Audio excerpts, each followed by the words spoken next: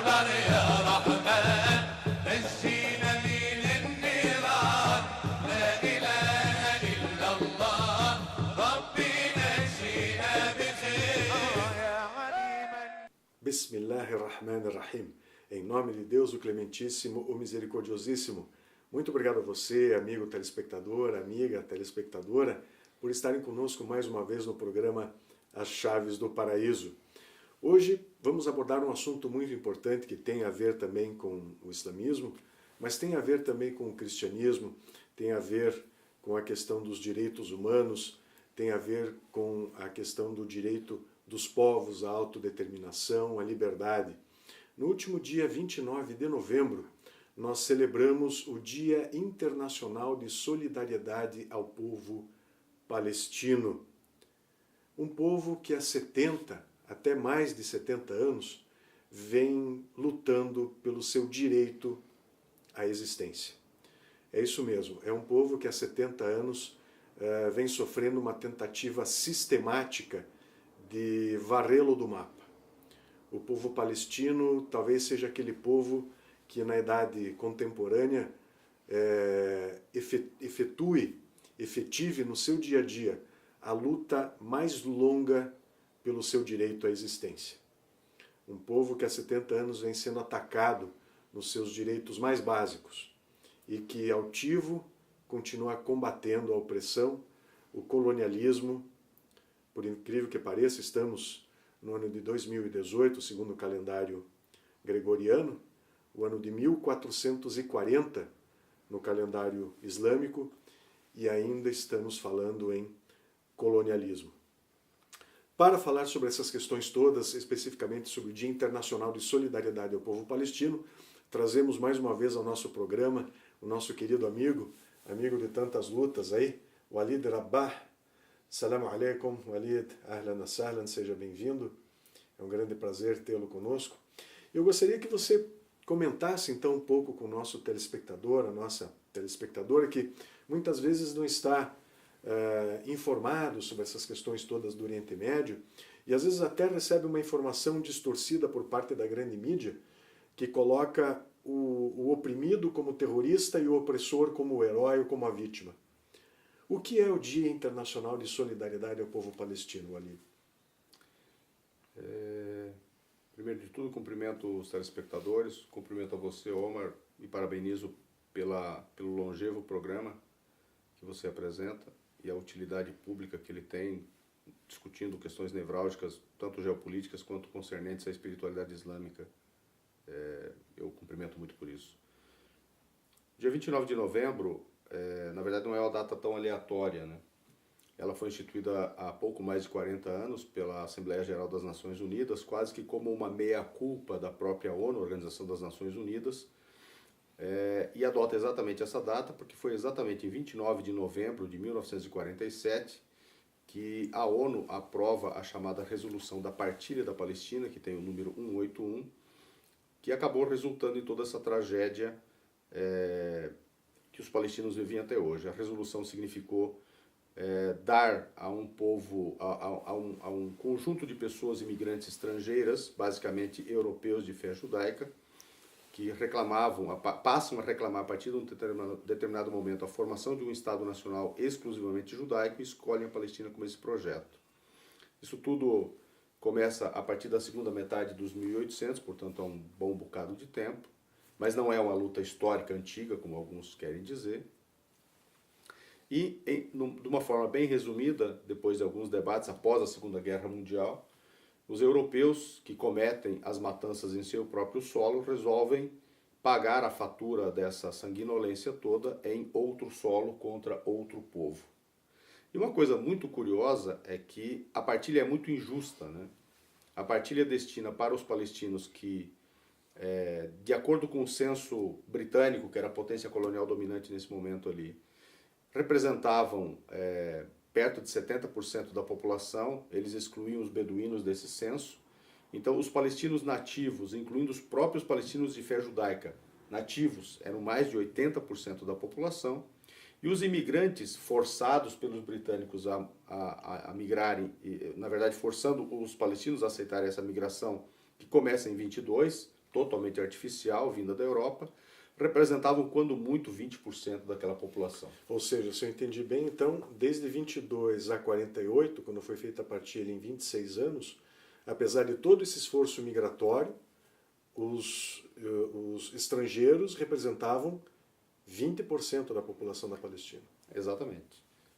Na verdade, quando você pega os índices mais ou menos citados, o percentual é diferente, porque eles separam os judeus do resto da população para criar a ideia de uma judaidade exclusivista para a Palestina.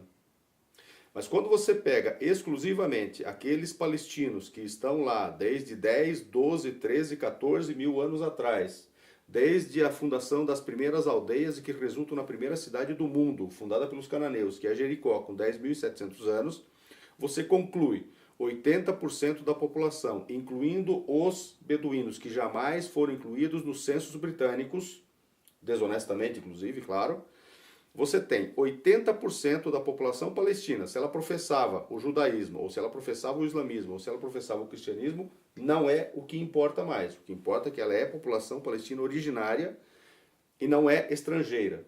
A estrangeira, aquela para a qual o projeto colonial de partir a Palestina, ou mesmo dominá-la integralmente, é de aproximadamente 20%.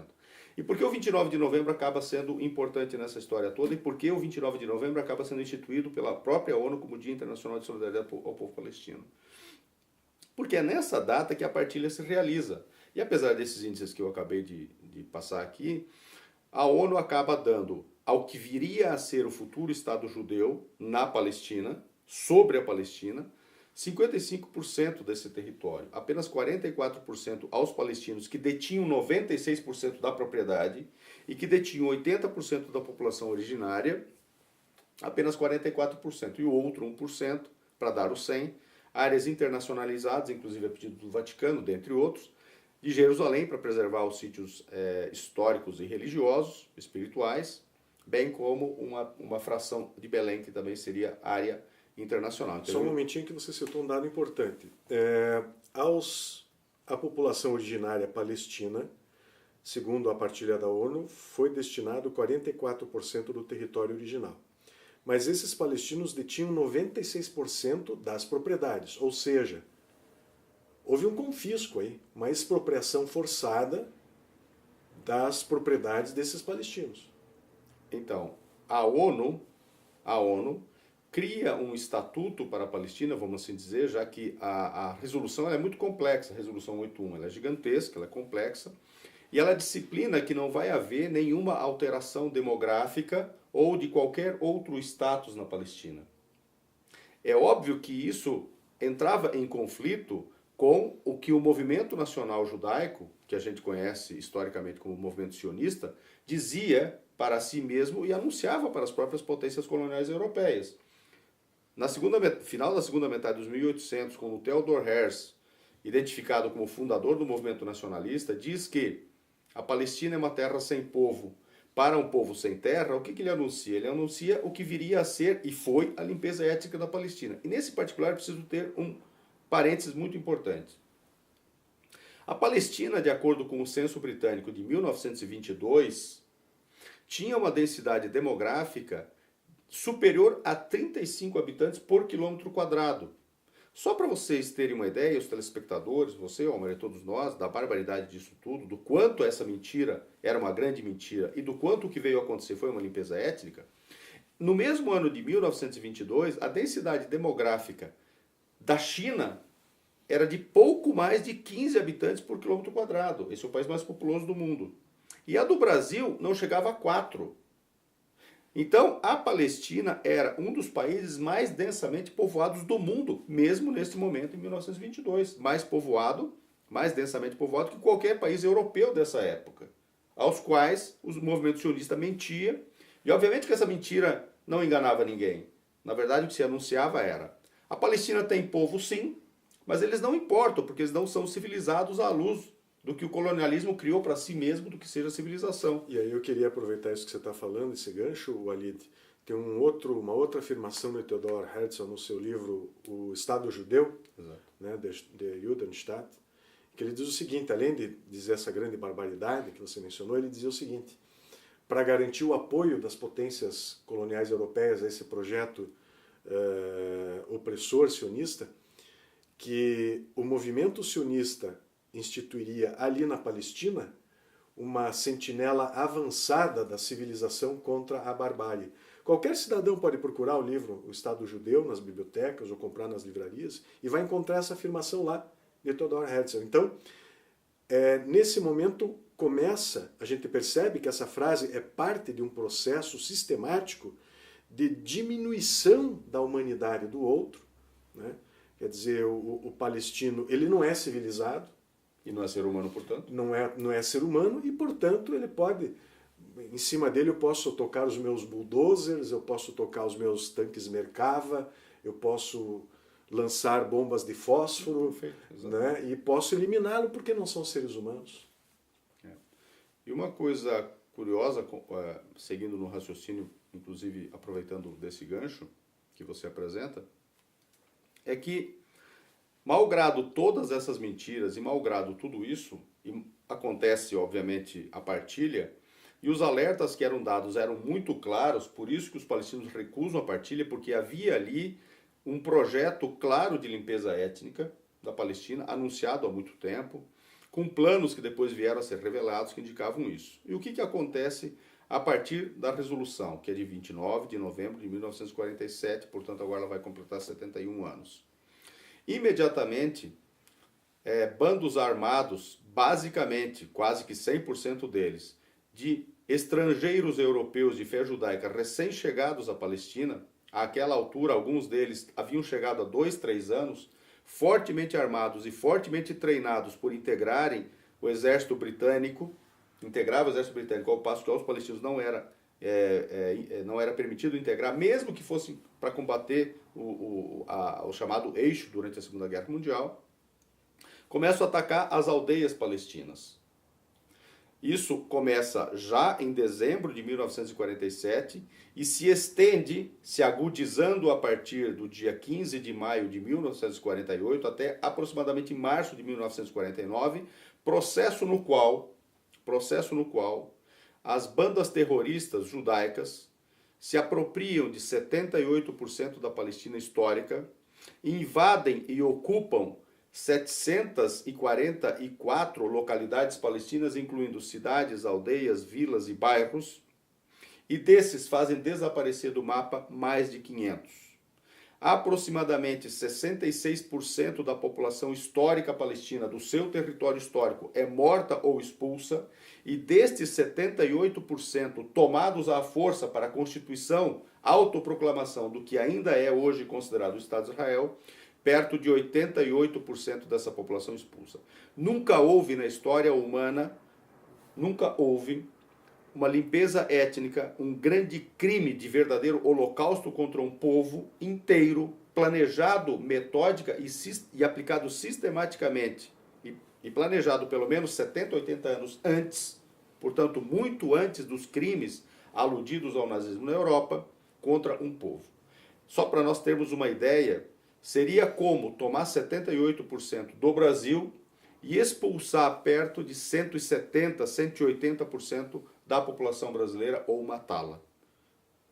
170 ou 180 milhões. Milhões de brasileiros. Veja, telespectador, telespectadora, qual a importância desses dados, desses fatos que o Walid está trazendo para nós.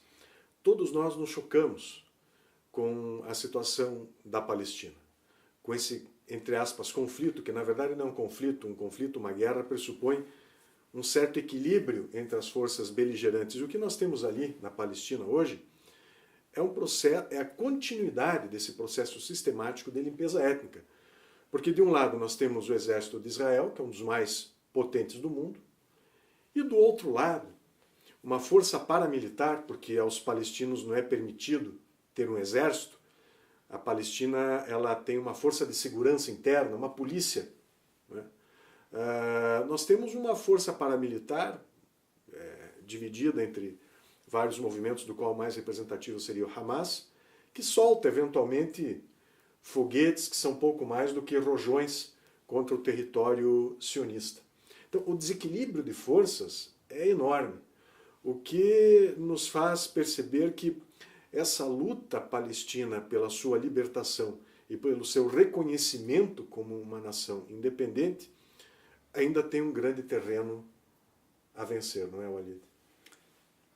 Inclusive do ponto de vista da narrativa oficial. Porque, de certo modo, e nós estamos discutindo o 29 de novembro, né? Quando a ONU o institui, ela quase que reconhece. Após o término da Segunda Guerra Mundial, eu, ONU, Organização das Nações Unidas, nasço para evitar as guerras, evitar os genocídios, evitar as limpezas étnicas, evitar os grandes crimes de lesa humanidade. E é a partir de uma resolução que eu mesma, ONU, edito, que eu dou início ao primeiro grande banho de sangue após a Segunda Guerra, que é a limpeza étnica da Palestina, o genocídio da Palestina, o de maior proporção em todos os tempos.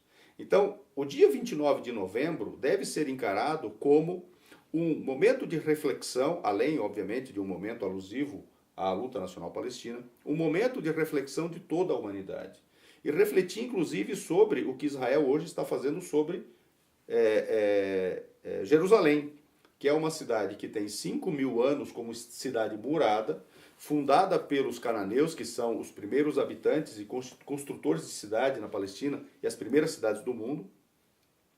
E essa Jerusalém, em 1948, os estrangeiros de fé judaica que se autoproclamam Israel tomam mais da metade dela, e aí passa-se a dizer que há uma Jerusalém ocidental e oriental, e dessa primeira metade dela tomada em 1948, Omar e telespectadores, não sobra um único palestino.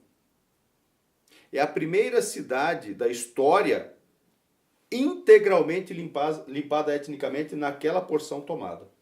A partir de 67 é tomada a outra metade da chamada Jerusalém Oriental, que passa a se chamar como Jerusalém Oriental, que é onde estão os principais sítios arqueológicos, históricos e espirituais caros a toda a humanidade por Israel. E a partir desse momento eles iniciam a limpeza étnica desta segunda metade que está em curso ainda.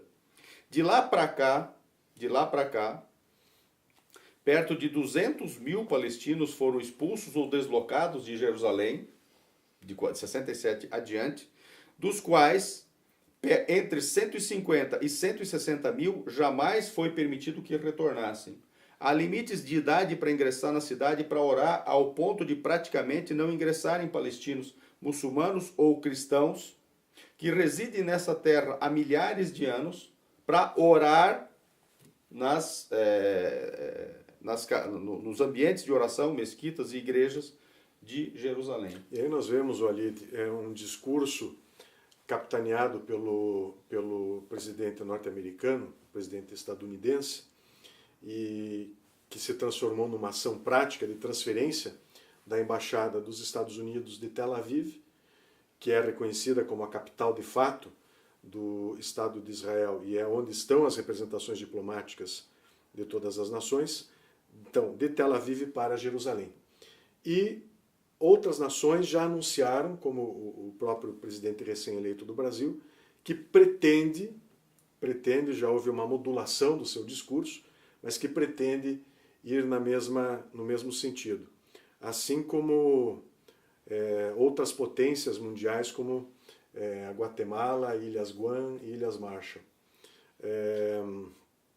Com todo o respeito às populações dessas nações. Até houve um pronunciamento do candidato recém-eleito dizendo que não, mas se o povo de Israel decide que a sua capital vai ser Jerusalém, eles têm o direito de ter Jerusalém como sua capital. A nenhum povo é dado esse direito, Walid, não sei se você concorda comigo, quando a construção desse discurso de que tal cidade é minha capital se faz às custas do direito de um outro povo. Então, como você bem pontuou, Jerusalém é uma cidade internacional e não é a partir das resoluções da ONU, mas historicamente é assim porque ali estão sítios religiosos importantes, pelo menos das 3 grandes religiões monoteístas do mundo. Então, esse discurso exclusivista, ele não pode prosperar, porque ele é construído sobre o direito de um outro povo? Nos cumpre destacar, aproveitando exatamente essa percepção, que o Brasil é um país que, na votação da resolução 181, apoia o que veio a ser a própria resolução 81, a partilha da Palestina. Então, naquele momento, congelando aquela imagem daquele momento, o Brasil reconhece, com toda a injusteza que houve, um Estado palestino e um Estado não palestino sobre as terras da Palestina, na pior das hipóteses. E de lá para cá o Brasil nunca alterou essa percepção. Sempre manteve essa ideia de que é preciso haver um Estado palestino. E é nessa seara que de 75 para frente, especialmente, o Brasil nunca alterou sua posição, mas foi melhorando ela, passa a reconhecer inclusive as instituições que representam a Palestina e a sua luta. Reconhece a OLP. Em 79, finalmente, o escritório de representação da OLP, Organização para a Libertação da Palestina, liderado por Yasser Arafat, tem sede aqui em Brasília. E nós vamos evoluindo até que em 2010, sob o final da presidência do ex-presidente Luiz Inácio Lula da Silva, veja, tudo isso começa ainda durante o governo militar. Durante o governo Geisel, evolui durante o governo João Batista Figueiredo, e de lá para cá nunca parou de evoluir a relação diplomática e de todas as ordens do Brasil com a Palestina. Até o ponto de 2010 reconhecer o Estado da Palestina, reconhecê-lo como Estado e elevar a representação diplomática palestina aqui no Brasil ao status de embaixada. E daquele momento em diante, na política de reciprocidade entre Estados que se reconhecem reciprocamente, o Brasil cede um terreno que cedeu para todas as demais representações diplomáticas do mesmo tamanho, para que o Estado da Palestina construa sua embaixada e o fez com seus recursos. E a Palestina dá em troca, em recíproca, um território, uma terra, um pedaço de terra, para que o Brasil construa sua embaixada na Palestina. Então, ambos se reconhecem. E o Brasil deve continuar nessa seara. E Jerusalém, caso amanhã ou depois as coisas evoluam, que se permita que os futuros estados, vivendo com segurança e direito à autodeterminação, que tenham suas eventuais capitais em Jerusalém, eventualmente. Agora, você não pode dizer que a totalidade de Jerusalém anexada é de um povo que a anexou e aquele povo que foi anexado cessam todos os direitos. Isso não é verdade. Foram os palestinos que fundaram Jerusalém. Foram os palestinos que durante 5.000 anos e durante 57 invasões no curso dos milênios se mantiveram lá e preservaram Jerusalém e fizeram com que Jerusalém chegasse aos nossos dias sendo o que é. Walid, obrigado por sua aula. Não é? O Walid tem muitas informações e é importante que você as conheça, telespectadora, para entender melhor o que acontece naquela região e não se deixar levar pelo discurso muitas vezes fácil que a grande mídia adota e propaga, também muitas vezes por falta de conhecimento. Gostaríamos de chamar você, telespectadora, para que compareça então, Walid, no dia 15 de dezembro, não é, no jantar que começa às 20 horas, na sede da Sociedade Beneficente Muçulmana do Paraná, na Rua Kerlers, aqui perto da Mesquita. Fazemos um convite a você, não é, telespectadora, para que venha prestigiar este evento, um jantar árabe, não é, com todas as delícias da culinária árabe aí à sua disposição. Os convites para este evento, que vai celebrar o dia 29 de novembro, o Dia Internacional de Solidariedade ao Povo Palestino, vai ser um momento de integração, um momento de conversa, um momento de diálogo, também um momento de encontro, não só da comunidade árabe, mas da comunidade árabe muçulmana, cristã, não é? E também os simpatizantes da causa palestina, na sede da sociedade, para que nós possamos então nos confraternizar e conhecer um pouco melhor e nos solidarizar a este povo tão bravo que é o povo palestino. Você pode, enfim, ter informações sobre a aquisição desses convites no site do evento, né? É só procurar lá no Facebook, nós estamos com uma fanpage no Facebook, é só você procurar lá, você vai encontrar. Temos informações também sobre esse evento no site do Instituto Brasileiro de Estudos Islâmicos na internet, www.ibpr.com.br, e também nós temos informações sobre este evento no site, na fanpage da Mesquita Imam Ali no Facebook. Walid, muito obrigado por sua presença, é um grande prazer tê-lo sempre aqui.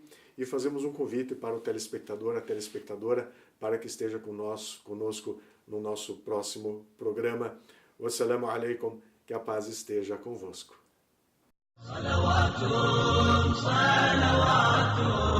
صلوات